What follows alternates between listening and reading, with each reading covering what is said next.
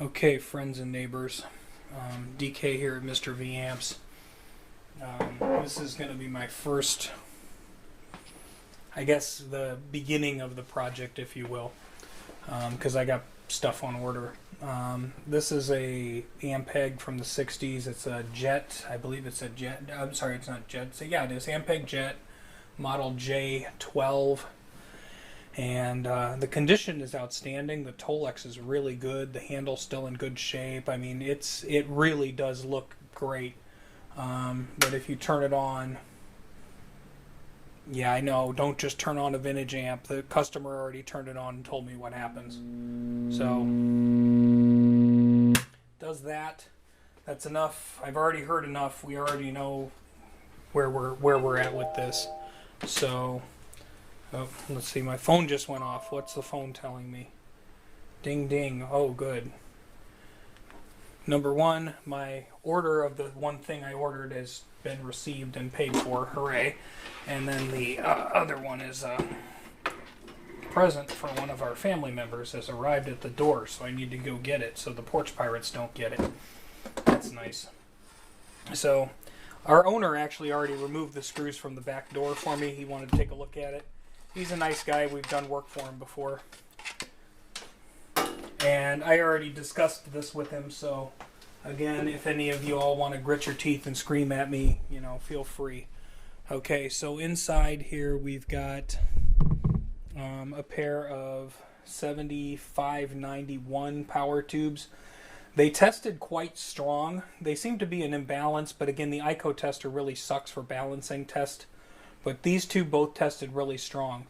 The preamp tubes are 6SL7, and on each of them, one half tested quite strong and the other one tested, you know, just kind of okay. But again, it's the ICO tester. They're not perfect. We still have the OG unpolarized two-prong power cord. Not necessarily up to modern safety standards. We've got a can cap here. That's our main filter, and we've got an additional 20 microfarad there. So, yeah, we probably want to deal with, obviously, electrolytic caps and things, but here's our problem. We've got, in our preamp section, as our bypass caps and all that stuff, we've got tiny chiefs, paper and oil, and we've got these green Cornells, also paper capacitors. There's another tiny chief over there. And the paper caps, they're known for electrical leakage. They just go bad. So rather than... And then we've got some electrolytics over there too. Now granted, it's in pretty beautiful, untouched condition. But and I'm going to have to just go in here like gangbusters, and I know a bunch of people are going to probably cringe, but it is going to get a full cap job. Something very close to this is available from CE Distribution, so I've got that on order. Our 5Y3 seems close enough. I do have those in store. These tested good enough that I'm going to assume they're okay. And I have some Russian military equivalents to those. And I've got enough resistors to beat the band. Allegedly, also, the tremolo doesn't work. But until we get the amp to not go bzzz, we're going to be up a creek. So anyway, here we go. Okay, so phase one here, I suppose. 25 microfarad cap. The original was 30 volt. The new one is 50. And then we had a string of 0.05 microfarad. Those really are kind of unobtainium, so 0.047 is the standard, and we put the yellow tubulars in there in that section.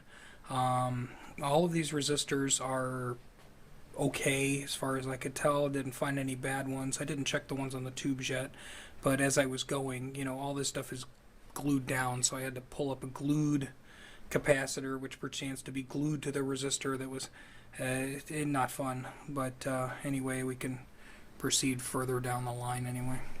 Okay, so let's observe the next phase. Now the first electrolytic I found here was 25 microfarad at 30 volts, So I replaced it with 50 volts. Now I found more 25 microfarads down the line here, and these were marked as 12 to 15 volts, so I replaced them with 25s. I could have just replaced them with 50s, but, well, store stock and stuff. Don't overkill. The capacitors that were originally 0.05 are now 0.047. The capacitors that were 0.022 are still 0.022. I believe the Cornells that were in here were rated at 400 volts. These are 630. The Tiny Chiefs, I believe, were 400 volts through here. These are now rated at 630. This was a 0.05 at 600 volts Tiny Chief. That is now a 0.047, so it was 0.05, now it's 0.047 at 630 volts, so we went up in our voltage. And then back here, our big fat electrolytic capacitor, which was originally a Mallory cardboard looking thing like one would find out of a fender. This was 20 microfarad at 450 volts. It's now 20 microfarad at 500 volts. Now, I'm sure somebody somewhere is going to go, oh, you used a mod capacitor. Why didn't you use an F&T? Because all the good amp techs use F&T. F&T is a good capacitor, yes, but they don't perchance to make a 20. They make a 22, and just for the sake of the original value, that's fine. And again, stock, cost, etc. Hiding up under here, there's two more little pink, tiny, pinkish, reddish, Tiny Chiefs there in the tone circuit. So we'll go after those two. Okay, so in our tone control circuit, we had a 0.01 and a 0.002. I do have 0.01. This is 0.022 now. That's certainly close enough. So that's good. I gotta get me a can cap like that. I do have it on order. Probably very few days. Our antique power cord, I'd like to deal with that. Okay, so I've changed the power cord, and until I can change this multi-section filter cap, that's pretty much as far as I can go. Now, I was told the tremolo didn't work, so I figured I'd try this amp anyway. Yes, it's gonna hum. So let's turn it on and let it hum. Okay, there it's humming. But it is amplifying, and the tremolo works now. So that's cool. So that's good. So yeah, that was this stuff down here in that section. So yeah, we definitely need a filter cap there. I don't know if the hum's any better or worse than it was before, but weirdly enough, this capacitor here feels warm. So it's probably, if it's not shorted, it's open or what, who knows, but it needs to be replaced because it's an old tired out piece of junk. Alright, we'll see you soon. Okay, so anyway, it's a couple days later, and as we were working on this Ampeg, I know prior to that Fender Blues Junior coming in, because I was waiting on this capacitor. Now my new can cap's a little shorter, but that's okay. It's close enough, and a little different, but close enough. So a little bit higher voltage. It's also a 420. I don't know if this was a Sprague or what that was. This was CE manufacturing. This is made on the old Mallory equipment. And we have a 22 kilo ohm resistor there that I might just replace, because when I go to clip and snip this other one out, it might bite the dust. But we're just replacing like with like, because as you heard how much hum there is, this obviously ain't working so good, and when I was running some power through it, it started to feel a little toasty. So yeah, let's kick the camera. It likes that. Okay, so the Cornell doobly-doo here is out of there. That was a Cornell doublier, like many of the green capacitors that we cut out of here. That's replaced by a CE manufacturing, which is made on the Mallory equipment, so it's like a Mallory. Okay, they're made in, I believe, Arizona, actually. So that one's made in USA, and then the remainder of these are stock capacitors from, actually all of this stuff came from CE Distribution, which is the same guys who are the CE manufacturing. That's their mod brand of general purpose capacitors, and these yellow tubulars and the well, it's all I use. The yellow tubulars and the electrolytics. Actually, these electrolytics are all their store brand or whatever. So what do you bet this thing's not going to hum anymore? Place your bets, kids. Actually, let me double check something. Okay, I did grace that wire just a teeny bit with the soldering iron. Didn't melt through anything. It happens. Alright, power. I wish the power light was brighter. It looks like the filament's all the way at the end, so it's not as bright as it could be. I wonder if I just change that bulb out for a different one. Well, we'll just leave as much original as we can. Okay, so obviously I can still hear my air pump here in the basement going, but I don't hear the amp going, and it's definitely on. You can see the light. Ooh, okay, when I turn the volume up to 3 or 4, I'm starting to hear like amplification noise. These are non-grounding jacks. Oh yes. Okay, so we do have a nice quiet amp. How does the volume pot sound? Not scratchy. Okay. How does the tone pot sound? Not scratchy. And we'll just turn that up and get some noise. Can you hear the noise? I think you can. And then we'll try tremolo low. At slowest, which is actually kind of, that thing moves. I don't know if you can hear it strong enough. Maybe I'll just turn this down and put my fingy there. There you go.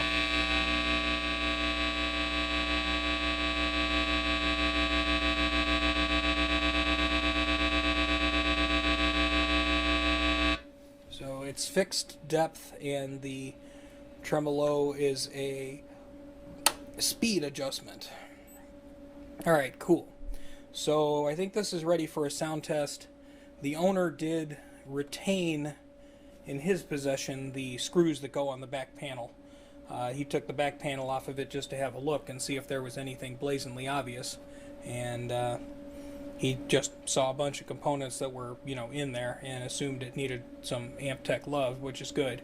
Thing that wasn't so much fun about this amp was the wires and caps and things like that. They have this lovely little glue in there to keep the wires from moving about, and that made things, especially over here, a bit difficult. But it is what it is, and a lot of these caps were like glued on. So we did all electrolytic caps, all the bypass tubular kind of caps, and we tested the tubes. That is a CTE, or not CTE, CTS, Chicago Telephone Systems speaker. That's code 137. Was it the 42nd week of 1963? I think that's what I remember. And anyway, here's our carnage. We have a power cord, a big giant Cornell doublier filter cap. We have another paper filter cap. I don't remember, were all of these Cornells? Well, no, the brown ones were Tiny Chief. That might be Cornell. I don't know what this one was. This is not clearly marked. But anyway, it looks like Ampeg had a deal with Cornell Doublier to supply a lot of their stuff. But yeah, there you go. We got a amp here, and I guess we can sound test it on the way out the door. Cool. Buddy will be happy about this. It's actually the day after Christmas, and he dropped this off the week before, and I told him it would be a while. And a while to him apparently was like a week. Dude, no, not really. But this is really straightforward, and this would be like the third or fourth amp he's brought us. And I figured the problem would be straightforward, so it's not gonna... It wouldn't involve a ton of research and swearing and getting mad and crying and putting it aside and coming back to it later and all of that. And that kind of thing happens with complex circuits, particularly like effects and things like that, and things I can't get schematics for, and stuff. The schematic on this, I'm not 100% lines up perfectly. There was a version of this amp made with 6 V6s, and then a later version of it made with the 7591s. And if you look at the schematics on Ampeg site, the one with the 6SL7 preamp tubes was the 6V6 version, so maybe earlier, and then the 7591 version of the amp, which was later, had 12AX7s in it. But there is a schematic here that is a little blurry, but it was able to help me and just double check a few things. I'm not sure it's 100% accurate, but because like the bypass caps here are not listed at 25 microfarad, but I put back into the amp what I took out of the amp, which was obviously factory. So it should retain its factory sound without the humming.